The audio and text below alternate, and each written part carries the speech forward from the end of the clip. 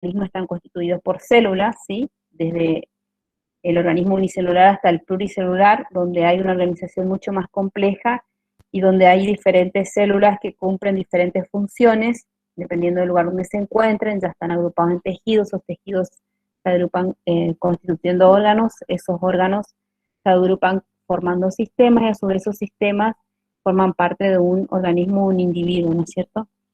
Entonces, para poder comprender cómo están constituidos estos organismos, es importante conocer la estructura celular y sobre todo ver esos principios que unifican a ese concepto, ¿no es cierto?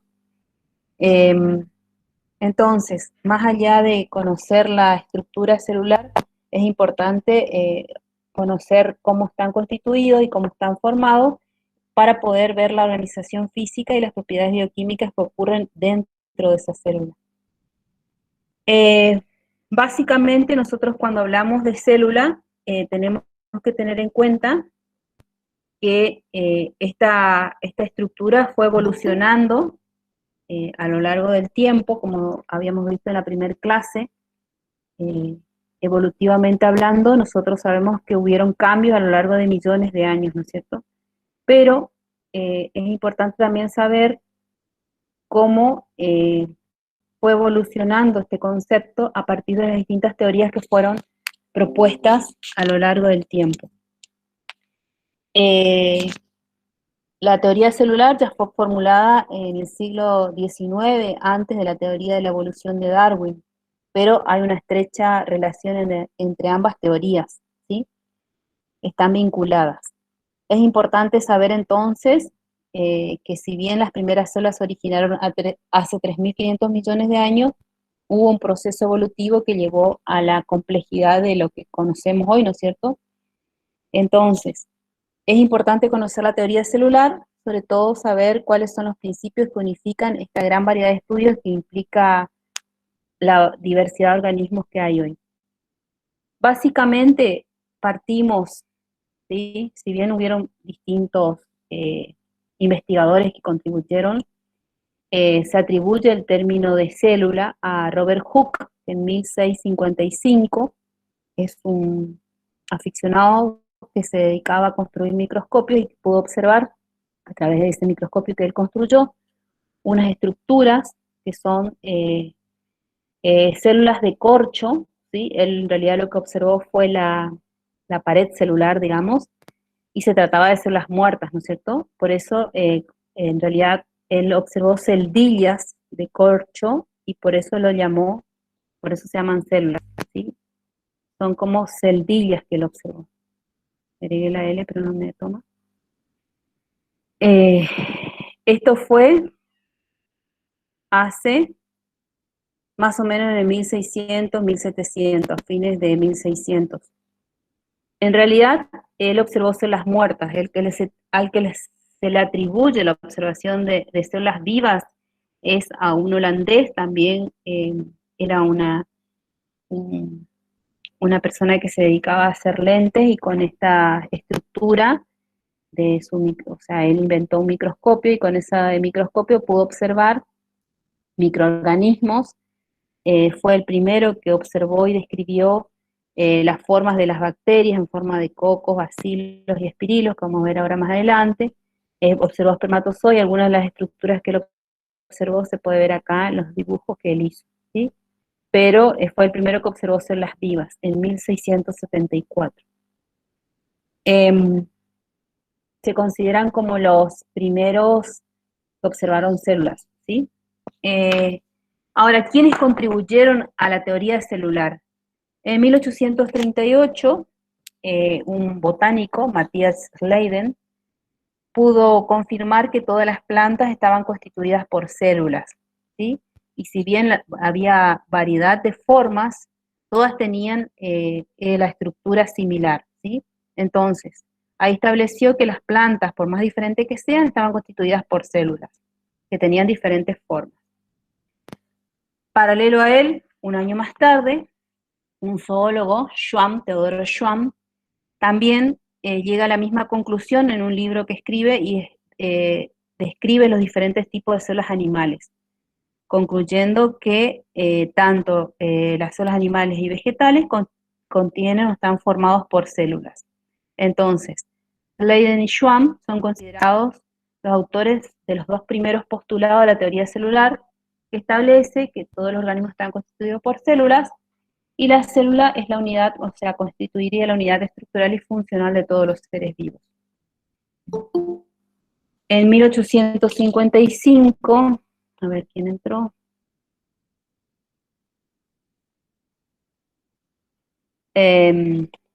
Bishop, un patólogo alemán, concluyó que las células solamente podían originarse a partir de células preexistentes. Él estableció que donde existe una célula, tuvo que haber estado otra, de la misma manera que el animal nace solo el animal y la planta otra planta. O sea, él como que contribuye a la teoría propuesta por Leiden y Schwamm, y sobre todo introduce el término de preexistencia, digamos que sí o sí, para que exista una célula tuvo que haber existido otra. Entonces, entre los aportes de estos tres investigadores, hubieron otros estudios, ¿sí? Sobre todo evolutivamente hablando, los estudios que se fueron realizando, comparando las células actuales con las primitivas, que aparecieron hace 3.500 millones de años. La teoría celular actual es una teoría modificada y ayornada con respecto a los postulados de estos tres autores. Establece que todos los seres vivos están constituidos por células, productos celulares. Las células pueden originarse a partir de células preexistentes. Los componentes químicos y actividad metabólica de todas las células generalmente presentan similitudes. Y la actividad de un organismo es producto de la actividad de interacción de sus células independientes. Eso es lo que establece la teoría celular actual, con los aportes de, se fue para atrás, Leiden, Schwamm y Virchow. Bien, una vez que tengamos en claro esto, avanzamos y vemos que si bien desde el descubrimiento de las células hubieron numerosas investigaciones, hay una gran variedad de células que fueron estudiadas e investigadas, sabemos que todas las células presentan características o propiedades similares, ¿sí? Básicamente, cuando nosotros hablamos de las células, hablamos de la vida, ¿sí? Que es la propiedad fundamental, considerando que la célula es la unidad más pequeña de vida, ¿sí? Los primeros aislamientos que se hicieron de cultivo in vitro, porque esto se analiza a través de este estudio de cultivo in vitro, se hicieron unas células que llamaron HeLa, en nombre de, o sea, eran células tumorales de una persona, que fueron aisladas y fueron conservadas para estudios posteriores, y eso todavía se mantiene hasta el día de hoy, porque a partir de esa se conservan y se realizan estudios. Entonces, partimos del primer concepto, o de la primera propiedad, que es la vida, ¿sí? Y sabemos que los organismos unicelulares están constituidos por una célula que realizan todas las funciones vitales. En cambio, los multicelulares, ahí ya hay una organización, una complejidad, ¿sí? Donde esas células se agrupan para formar tejidos, como ya le dije, esos tejidos se agrupan para formar órganos y esos órganos para formar sistemas. En cuanto a la complejidad de organización, vemos que las células son estructuras complejas y están formadas por gran partes que se organizan de manera particular. Por ejemplo, ahí en esa fotografía se ve cómo parte de la mitocondria, que está relacionado con la generación de energía, ¿no es cierto?, la producción de energía, está relacionado funcionalmente con las células y así con el tejido donde se encuentra. Esas son tejidos, son microvellosidades que se encuentran revistiendo un tejido de absorción. La segunda propiedad o característica que tiene la célula es la de la reproducción. ¿Se acuerdan cuando ya vimos que en las partes de las características de las células también habíamos hablado, de los seres vivos sería, ¿no? Ya habíamos hablado de esto, un poquito repasar eso. La reproducción, sabemos que las células tienen la capacidad de reproducirse y generar otras células. Eso lo realizan a través del proceso de división celular. Justamente para que se dividan estas células es necesario que se duplique el ADN previamente y después con el proceso de la división celular se separan células-citas. Recuerden que hay dos mecanismos, la mitosis y la meiosis, y básicamente puede ser entonces asexual y sexual. Después también tenemos el consumo de energía, que está relacionado con que las células tienen la capacidad de consumir y captar energía para poder realizar sus funciones metabólicas. Las células que realizan la fotosíntesis, ¿sí?, obtienen la energía a partir del sol. Entonces, a partir de la energía luminosa, que se realiza todo un proceso por la fotosíntesis, captan esa energía lumínica a través de la fotosíntesis, o sea, a través de, en realidad, de la clorofila, que es un pigmento que se encuentra en las hojas. No puedo hablar, mi amor. Está en una clase. ¿Quién es? Estoy en clase, sí.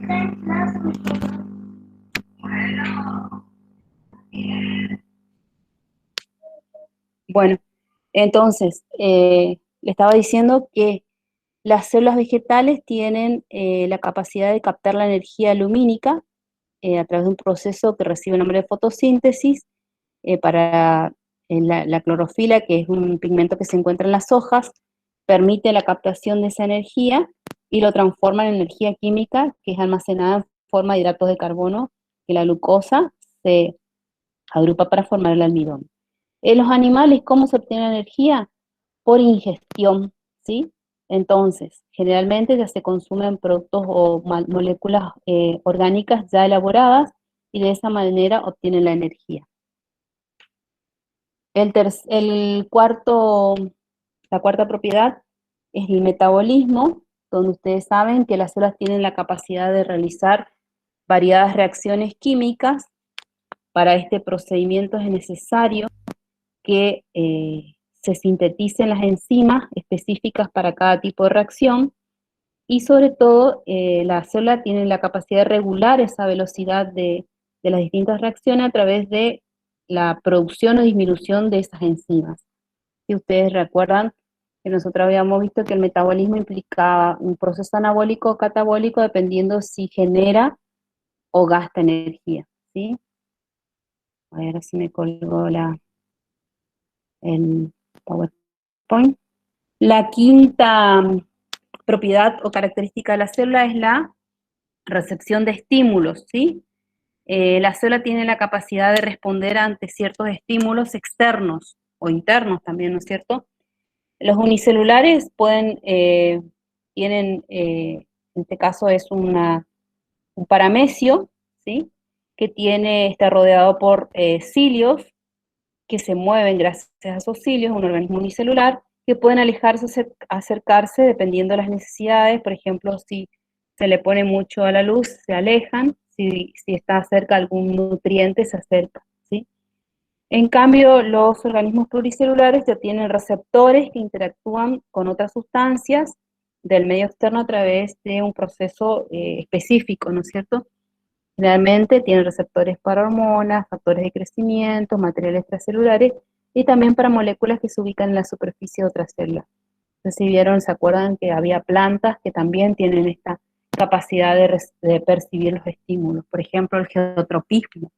¿Se acuerdan cuando veíamos que había plantas geotrópicamente? O sea, por ejemplo, la semilla tiene geotropismo positivo. ¿Por qué? Porque va la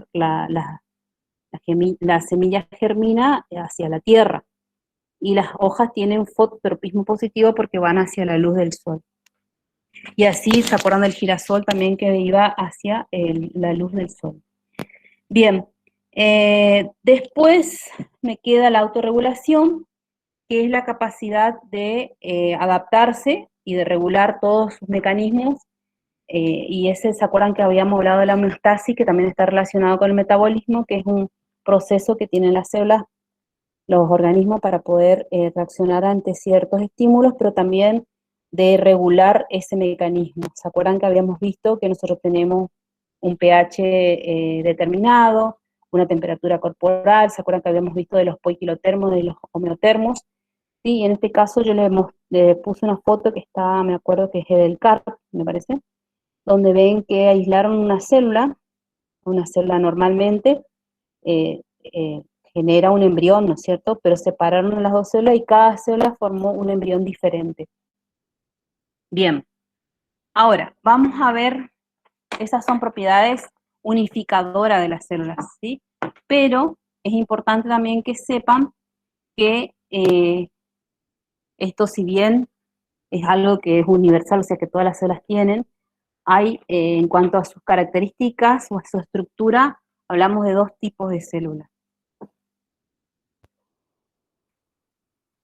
Básicamente tenemos, según la estructura, tenemos células procariotas y células eucariotas, ¿sí? Su nombre, o sea, el prefijo pro y eu varían o cambian el significado de este tipo de células. Carion es núcleo, ¿no es cierto? El pro es antes, o sea, carecen de núcleo los procariotas, y el eu es verdadero, o sea que los eucariotas poseen un verdadero núcleo. Bueno, entonces, la diferencia básicamente entre ambos es que los procariotas no tienen un núcleo bien definido, sino que el ADN está disperso en una zona que recibe el nombre de nucleoide y tiene una organización interna mucho más simplificada. En cambio, las células eucariotas tienen una organización interna mucho más compleja y poseen un núcleo verdadero que está limitado por una envoltura nuclear que separa a este ADN o contiene el ADN y lo separa del citoplasma. Desde el punto de vista evolutivo, se considera que las células procariotas serían las más primitivas porque ahí datan restos fósiles de 3.000 millones de años, ¿sí? Por supuesto siguen existiendo las células procariotas, y se cree que son los antecesores de las células eucariotas. Las eucariotas, ¿se acuerdan que yo les mostré que hablábamos que aparecieron mucho después? Y bueno, ahora les voy a explicar, tal vez les voy a recordar la teoría de la endosimbiosis, que es la más aceptada ahora, de Margulis, que habla que hubo un proceso por el cual se formaron esas células eucariotas alrededor de 1.000 millones de años. ¿Sí? El otro es 3.000 millones de años, hay antecedentes de las células procariotas. Bien, básicamente estas dos células tienen características comunes y procesos metabólicos similares, tienen ADN, tienen un mecanismo para sintetizar proteínas, tienen un citoplasma y tienen una envoltura, una membrana plasmática. Probablemente entonces esto evidencia que probablemente se hayan originado de un antecesor en común. Esperen que voy a admitir a esta luz. Bien, entonces hablamos de las células procariotas y las células eucariotas. Vamos a explicar un poquito las células procariotas. Básicamente las células procariotas tienen una estructura mucho más sencilla, desde afuera hacia adentro. Tenemos una pared celular de peptidoglucanos y proteoglucanos, ¿sí? Que tiene proteínas y hidratos de carbono. Esa pared puede estar atravesada por poros, que son como pequeños canales que permiten el intercambio de sustancias con el medio extracelular. Debajo de esa pared celular estaría la membrana plasmática o celular, que es una membrana muy similar al de las células eucariotas. Tiene 5 nanómetros de espesor, tiene lípidos, proteínas, hidrato de carbono. Cuando veamos la estructura de la membrana plasmática vamos a recordar esto. Abundan los fosfolípidos en la bicapa fosfolipídica, ¿sí? Hay hidratos de carbono asociados a proteínas, cortos oligosacáridos formando glucoproteínas o asociados a lípidos formando los glucolípidos. Su función principal es limitar la célula, pero también controla el ingreso y egreso de sustancias. Estas procariotas, generalmente, la membrana plasmática de ellas pueden llegar a formar como unas pequeñas pliegues, que son los mesosomas, ¿sí? Los mesosomas son como pequeñas invaginaciones en la membrana celular que pueden estar ahí, participar en el proceso de replicación del ADN, en la división celular, y también hay algunos autores que dicen que pueden haber enzimas, en caso de las bacterias, sí, las bacterias fotosintéticas pueden llegar a tener enzimas para la fotosíntesis, y otras están asociadas con la respiración. O sea, no son organelos verdaderos, pero sí pliegues de la membrana. También,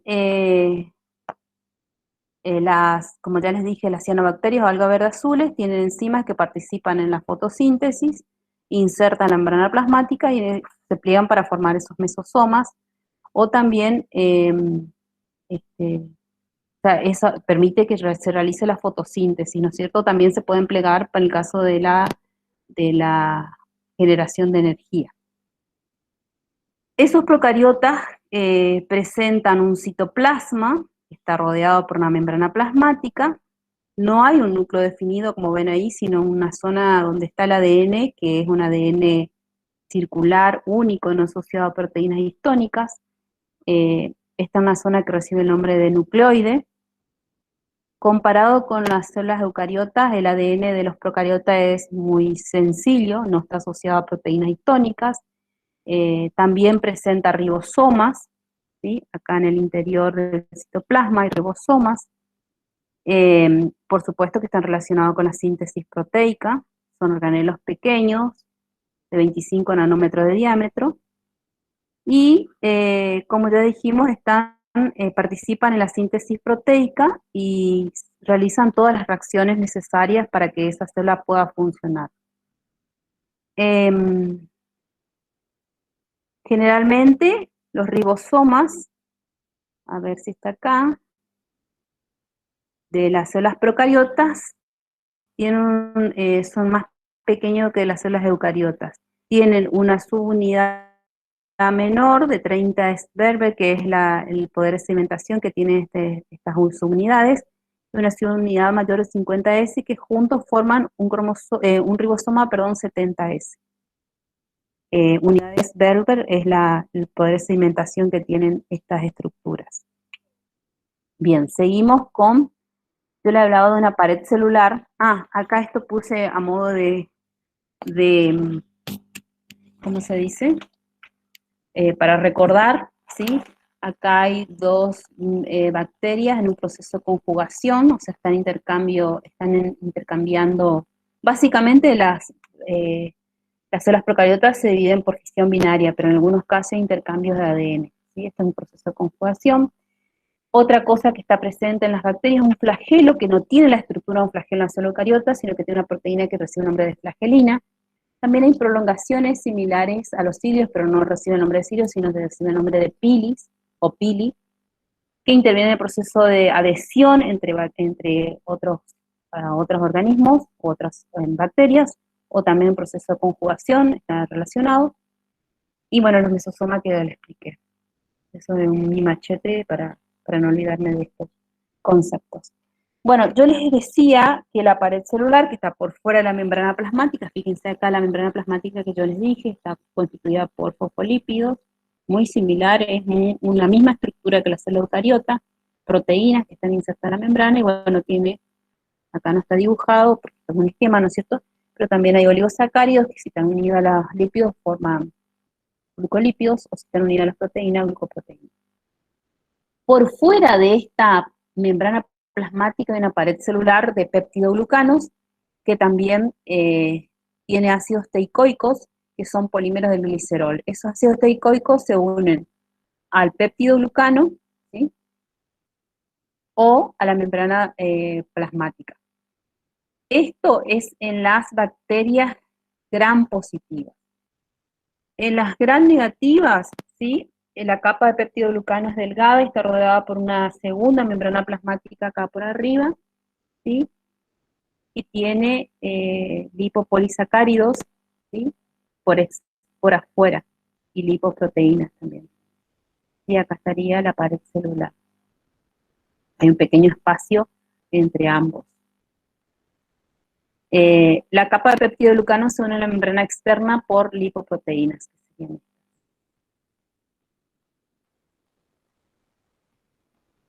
Bien. Seguimos con la gran positiva, la gran negativa. Bueno, los ribosomas, ya les expliqué que las células procariotas tiene 70S, son más pequeñas que las eucariotas, ¿sí? Y básicamente cuando nosotros hablamos de cómo se clasifican o cuáles son las células procariotas, que incluye las células procariotas, nosotros nos remitimos a las bacterias, ¿no es cierto? Que generalmente, bueno, este es un árbol de los dominios que sacó no hace mucho, huese, es un árbol que está relacionado, o sea, está hecho con, sobre todo con la parte de filogenia molecular, lo que es por ARN, y clasifica, o sea, este es un rango, los dominios, un rango superior al de los reinos. Cuando veamos la clasificación le voy a explicar bien. Este árbol, evolutivamente hablando, permitió diferenciar tres grupos: las bacterias, que son las verdaderas, las eubacterias, las arquea y la eucaria. Eucaria son todos los eucariotas. Estos son todos procariotas, las bacterias y las arqueas. Entonces, lo que establece este árbol es que hay un ancestro en común y que fueron diversificándose estos grupos, ¿no es cierto? Las arqueobacterias, que son estas que están acá en el medio, serían las más primitivas y comprende un grupo de organismos que viven en lugares realmente un poco difíciles de vivir, como por ejemplo tenemos las metanógenas, ¿sí? Que son bacterias que tienen la capacidad de producir metano a partir de dióxido de carbono y hidrógeno. Después tenemos las halófilas, que son bacterias que viven en medios sumamente salinos. Las termoacidófilas, ¿sí? Que también viven en aguas termales con una temperatura muy elevada y en medios ácidos. Todos estos avances que fueron descubriendo todos estos organismos permitió realizar estos estudios evolutivos y permitió también conocer o hablar de un ancestro en común. Estos organismos serían los más primitivos, por eso decimos que es la base a partir de acá se fueron dividiendo, ramificando los otros organismos, ¿no es cierto?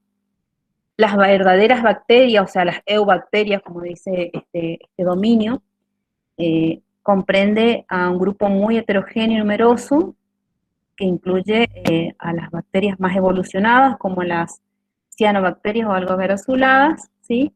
Que son bacterias fotosintéticas.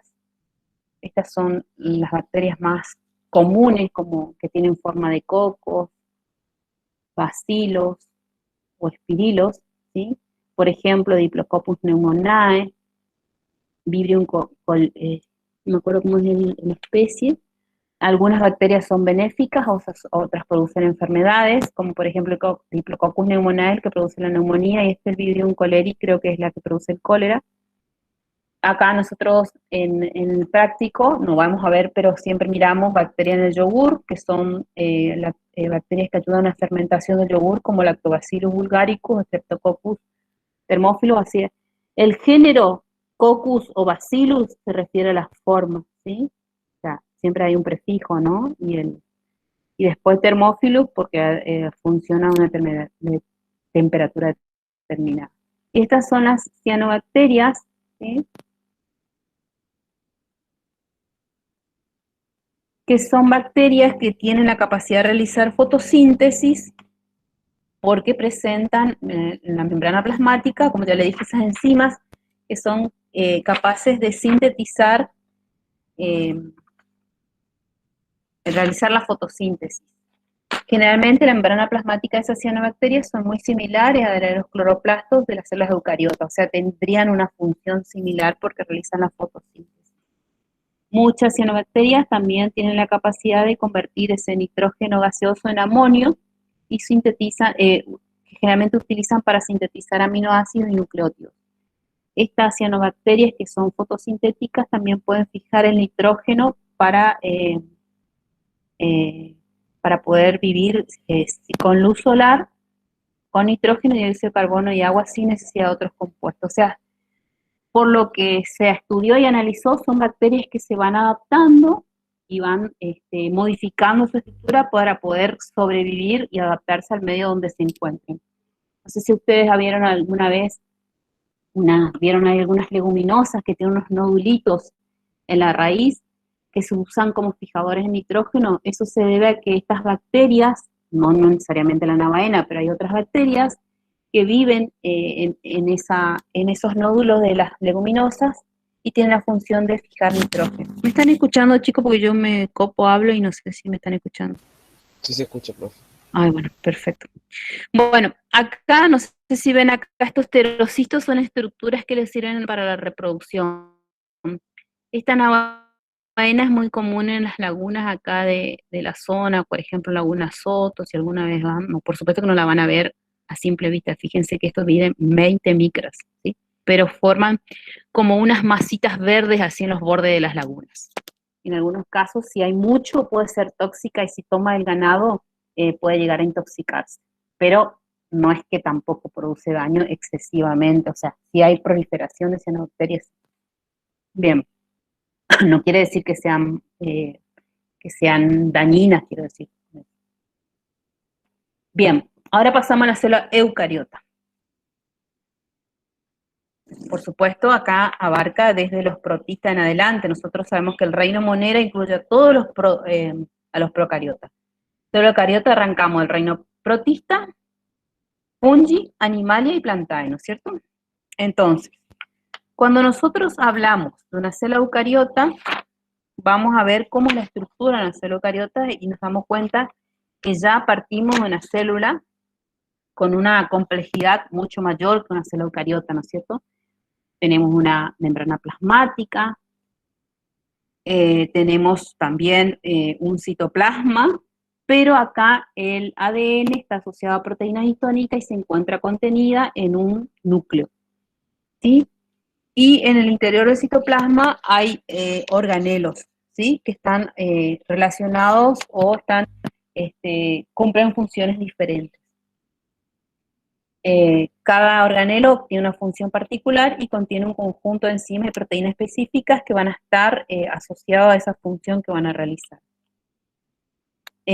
Básicamente, a pesar de que todos estos organelos están rodeados por membrana, funcionalmente tienen una correlación. Por eso hablamos de un sistema endomembrana, que es esto que ven acá, ¿sí? Este sistema endomembrana es un conjunto de organelos que funcionalmente están relacionados, ¿sí? Comprende la membrana o envoltura nuclear, que se prolonga formando el retículo plasmático liso, este es el liso, este es el rugoso. También está asociado al Golgi, funcionalmente está asociado al Golgi. Ese Golgi se haya asociado a endosomas, a lisosomas, ¿sí? A distintos procesos que ocurren en las células. Entonces, partimos desde la envoltura nuclear. La envoltura nuclear es una doble membrana, es una estructura que tiene una membrana externa y una membrana interna, ¿sí? Cuya función principal es rodear al ADN y separarlo del resto de la célula. Entonces se ven delimitados dos compartimentos bien diferentes y está atravesada por poros cuya función principal es permitir el intercambio de sustancia entre el núcleo y el citoplasma formando un complejo de poros. ¿Ustedes escuchan el ruido de afuera? ¿O yo nomás? No, pues no se escucha. Ah, bueno, qué suerte, porque acá afuera tengo al lado de mi casa un mecánico donde pone a marchar su auto hasta ahora y me pone frenética, pero bueno, yo estoy con auriculares, me alegro que no escuche.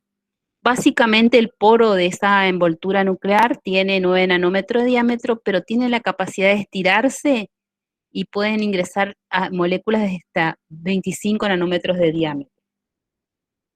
Bien, esa envoltura nuclear generalmente lo que hace es eh, relacionarse o están continuarse con el retículo endoplasmático rugoso, el retículo plasmático básicamente. Ese retículo endoplasmático tiene dos partes. El rugoso, que está asociado, es como una serie de bolsas aplanadas y se encuentra cubierto por ribosomas en la superficie, cuya función principal es la síntesis de proteínas, ¿no es cierto? Ustedes recuerden que los ribosomas están relacionados con la síntesis proteica. Y el retículo plasmático liso, que está constituido por tubos alargados que se conectan entre sí, muy parecido a un laberinto, que no tiene ribosomas adosados en su membrana. Este es el rugoso y este es el liso. Este retículo plasmático liso tiene funciones variadas. entre ellas síntesis de lípidos, síntesis de esteroide, detoxificación, que es como un proceso de sacar toxinas de la célula, almacenar calcio y movilizar glucosa.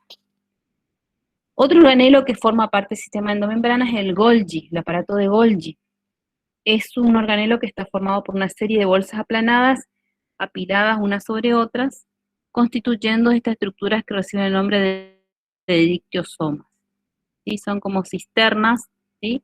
Que a los costados se desprenden las vesículas. Esas llevan y transportan distintas proteínas ya procesadas.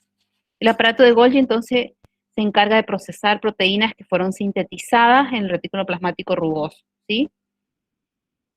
Acá se sintetizan polisacáridos, como en el caso de las plantas, ¿sí? Que forman parte de la pared celular, la celulosa se sintetiza acá, también glucoproteínas, o sea, las proteínas la adhieren oligosacárido en esta parte en este organelo.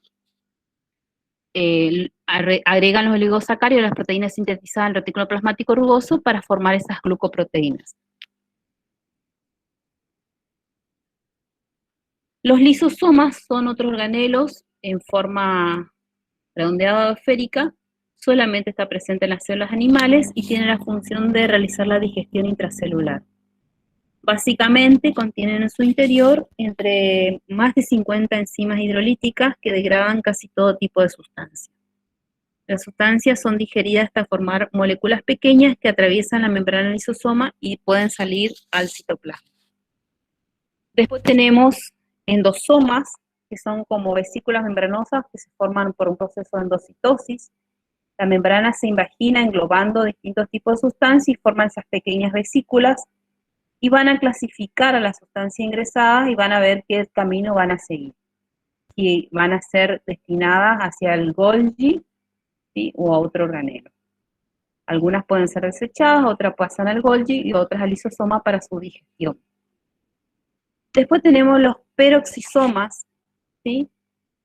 Que son, las vacuolas, perdón, me olvidé, son organelos que están presentes únicamente en las células vegetales, ¿sí?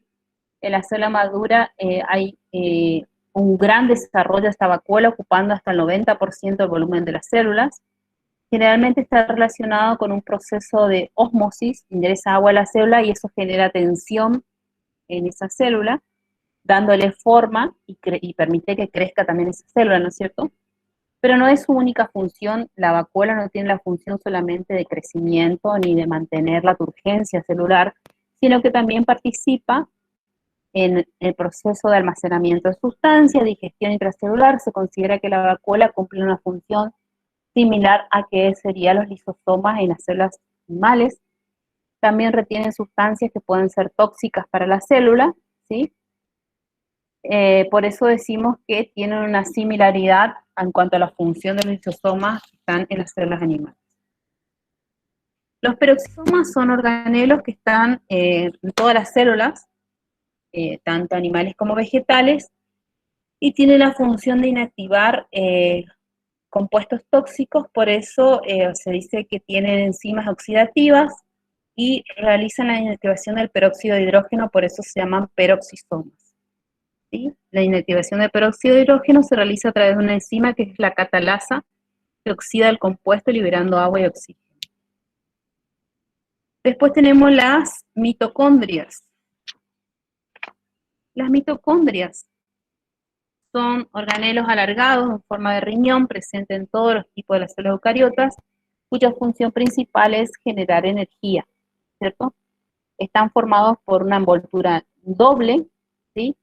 Las mitocondrias, eso les voy a explicar más adelante, las mitocondrias, los peroxisomas y los cloroplastos no se consideran parte del sistema endomembrana. ¿Por qué? Porque son organelos independientes, o sea, los peroxisomas en cierta forma tienen una relación con el sistema endomembrana.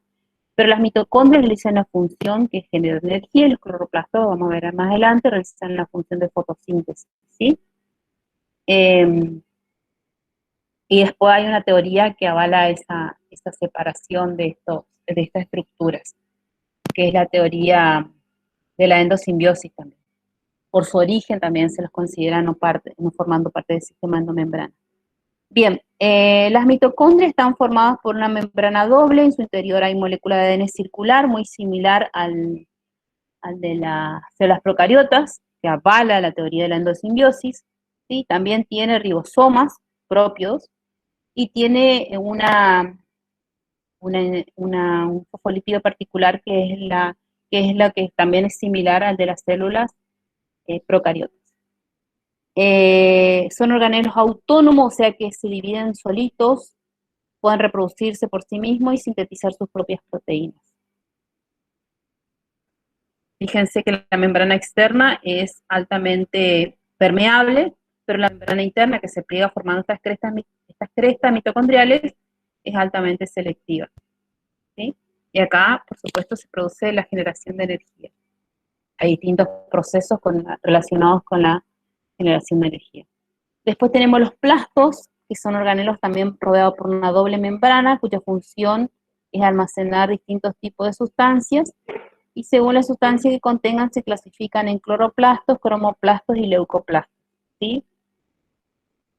El cloroplasto, ustedes saben cuál es la función, al tener yo les decía que tiene la clorofila, el pigmento que le da el color verde a las hojas, ¿sí? Y la función principal del cloroplasto es realizar la fotosíntesis, ¿cierto?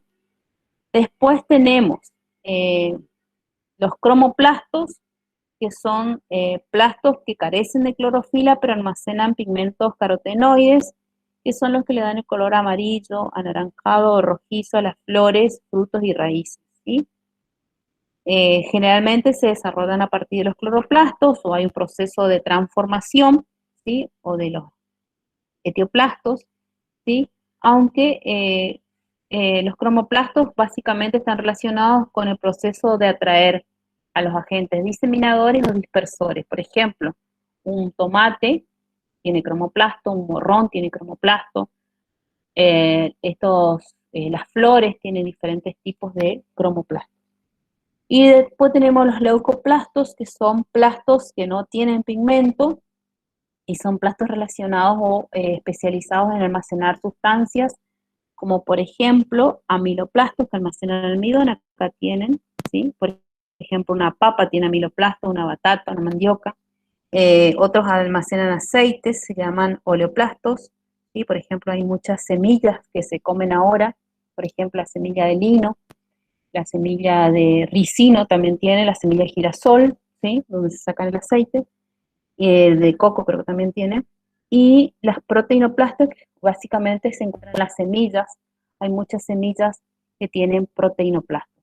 ¿Por qué? Porque acuérdense que requieren almacenar esto para que pueda germinar el embrión, ¿sí? Estos plastos, cuando son expuestos a la luz, pueden transformarse en cloroplasto o un cromoplasto dependiendo de la necesidad de la planta. Esto, por supuesto, estamos hablando de organelos presentes solamente en las células vegetales. Bien, después hablamos de un citoesqueleto, que hablamos de, estos no se consideran como organelos membranosos, pero sí son estructuras o filamentos que están formando parte de la célula, y otros que lo consideran como organelos no membranosos. O sea, nosotros vamos a hablar de un citoesqueleto, que son una serie de estructuras filamentosas que tienen proteínas en su formación, que están relacionados básicamente eh, con la forma y con el movimiento que ocurre dentro de las células. Se clasifican en microfilamentos, en filamentos intermedios, microtúbulos, dependiendo del tamaño de estas estructuras. Los microtúbulos son los de mayor tamaño, tienen alrededor de 24-25 nanómetros, son estructuras alargadas, cilíndricas y huecas, que tienen ese diámetro y una longitud totalmente variable. Están constituidos por tubulina, por heterodímeros de tubulina, y tienen muchas funciones. Básicamente participan en el crecimiento de la célula, el movimiento de sustancias del citoplasma, el movimiento y la migración de los cromosomas durante la división celular. Después tenemos los filamentos intermedios, que son estructuras intermedias que tienen entre 9 a 10 nanómetros de diámetro, ¿sí? Está constituido por distintas proteínas fibrosas que varían de acuerdo a donde estén ubicados en distintas células o tejidos, y básicamente están relacionados con la rigidez y resistencia de las células. Esto vamos a desarrollar más adelante bien cada uno de estos elementos del citoesqueleto. Y los microfilamentos son los más pequeños, entre 5 a 7 nanómetros de diámetro. Está constituido por filamentos de actina, ¿sí? Básicamente están relacionados con la movilidad celular, ¿sí? Y sobre todo participan, por ejemplo, los filamentos de actina vemos que están en las células musculares contribuyendo a la contracción muscular. Bien, y después tenemos los ribosomas de las células eucariotas, que son estructuras un poco más grandes que las de las procariotas, también está relacionado con la síntesis proteica. Esperen que ahí ingresó alguien. Y estos ribosomas tienen también dos subunidades, una subunidad mayor y una subunidad menor, ¿sí? Que sumadas dan un valor diferente, porque, o sea, separada la subunidad menor tiene 40S y la subunidad mayor 60S, pero al sumarme me da una estructura de 80S. Recuerden que el S es el Sperber, que es el poder de sedimentación que tienen esas estructuras. En los eucariotas, estos ribosomas pueden estar libres en el citoplasma o estar asociados al retículo plasmático formando el retículo plasmático rugoso, y por supuesto está relacionado con la síntesis de proteínas, ¿sí? La cantidad de ribosomas va a variar, va a depender de la función que esté realizando esa célula. Generalmente, cuanto más compleja la célula, hay mayor cantidad de ribosomas, ¿sí? ¿Por qué? Porque está relacionado con la síntesis de proteínas. Bien, y después es importante saber que acá la mayor diferencia que ocurre entre las células procariotas y eucariotas está en el ADN. ¿Se acuerdan que nosotros hablamos que en los procariotas el ADN era circular y no está asociado a proteína histónica? Bueno, en el caso de las células eucariotas, ese ADN se asocia a proteínas, se compacta para formar la cromatina, esa cromatina se compacta para formar los cromosomas. Es un proceso de empaquetamiento largo, pero es simplemente acá para mostrarle que las células eucariotas tienen un proceso de empaquetamiento, al estar asociada a proteínas histónicas y no histónicas, ¿sí? Tienen la capacidad de estabilizarse y compactarse para justamente esto estar relacionado con la división celular, ¿sí? Bien. Otra cosa es importante acá destacar, que nosotros en las células procariotas hablamos de una pared celular de peptidoglucanos, acá en este caso en las células eucariotas hay una pared celular de celulosa en el caso de las células vegetales, ¿sí? Y esta pared celular es diferente, por supuesto, en cuanto a su estructura. En los hongos hay otro tipo de polisacárido que es la quitina, ¿sí? Que también está presente en el exoesqueleto de los insectos. En las células animales no hay pared celular, pero sí la membrana plasmática está rodeada por una cubierta celular o glucocálice. Generalmente esta cubierta está formada por cadenas de hidratos de carbono, donde están glucoproteínas y glucolípidos formando esa red por fuera de la membrana plasmática, ¿sí? La función principal de este glucocálix es proteger a la célula y desempeña importantes funciones en el proceso de adhesión y reconocimiento celular, ¿sí? Ahí tienen la cubierta celular con las glucoproteínas, ¿sí? Bien, ahora vamos, en este cuadrito está resumido las diferencias entre las células procariotas y eucariotas, ¿sí? Como se darán cuenta, las procariotas son de mayor tamaño, hasta alrededor de 10 micras de longitud, las eucariotas pueden llegar hasta 100, las procariotas no tienen un núcleo verdadero, o sea, el ADN es una molécula circular y no está asociada a proteínas histónicas. En una zona se encuentra una zona que recibe el nombre de nucleoide. En los eucariotas hay un verdadero núcleo que está rodeado por una envoltura nuclear que tiene una doble membrana, los cromosomas son lineales, el ADN está asociado a proteínas histónicas, ¿sí? Los ribosomas de las células procariotas es pequeño, 70S, el de los eucariotas 80S. Los procariotas tienen una pared celular de peptidoglucanos Los eucariotas pueden tener de celulosa en el caso de las plantas o de quitina en el caso de los hongos. Los procariotas no tienen organelos rodeados por la envoltura nuclear, los eucariotas sí. Los procariotas tienen enzima fotosintética asociada a la membrana plasmática, recuerden que se plegaban formando sus mesosomas, y ahí también están las enzimas encargadas de la respiración, porque no tiene mitocondrias. En cambio, en los eucariotas la fotosíntesis se realiza en organelos especializados, que son los cloroplastos, la generación de energía se realiza en los mitocondrias. Los procariotas generalmente se mueven a través de un flagelo único con una estructura que recibe el nombre de flagelina o son inmóviles. En cambio, los eucariotas ya hay cilios y flagelos con una estructura de 9-2, que es la estructura de estos cilios y flagelos, donde interviene la tubulina y otras proteínas, ¿sí? En el caso de los microtúbulos. Y la dineína es la proteína motora. Entonces son los que permiten y generan movilidad en ciertas células o tejidos de las células eucariotas. Los procariotas, eso es algo que no me acuerdo si les dije, cómo se dividen. Vieron que yo al principio le mostré una célula donde había una conjugación entre dos bacterias. Bueno, básicamente estas se dividen por fisión binaria o bipartición, ¿sí?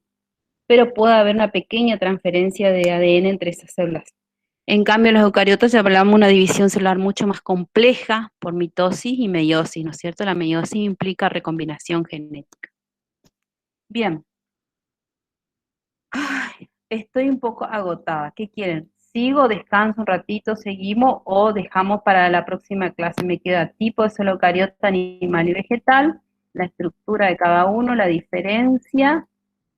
Tengo que explicar la teoría de la endosimbiosis, los niveles de organización, y es largo todavía lo que falta.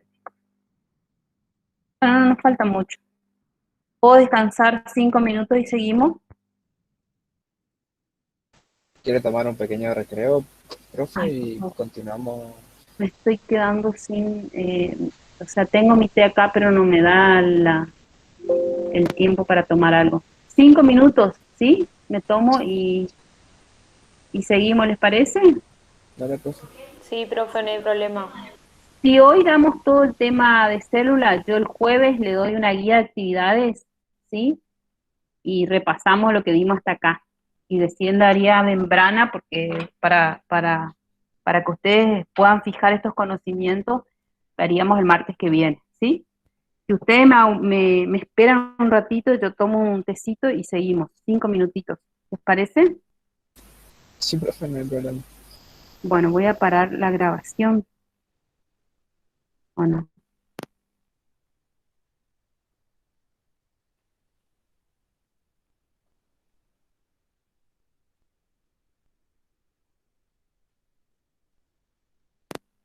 Aunque tengo que hacer un curso para poner de nuevo la grabación.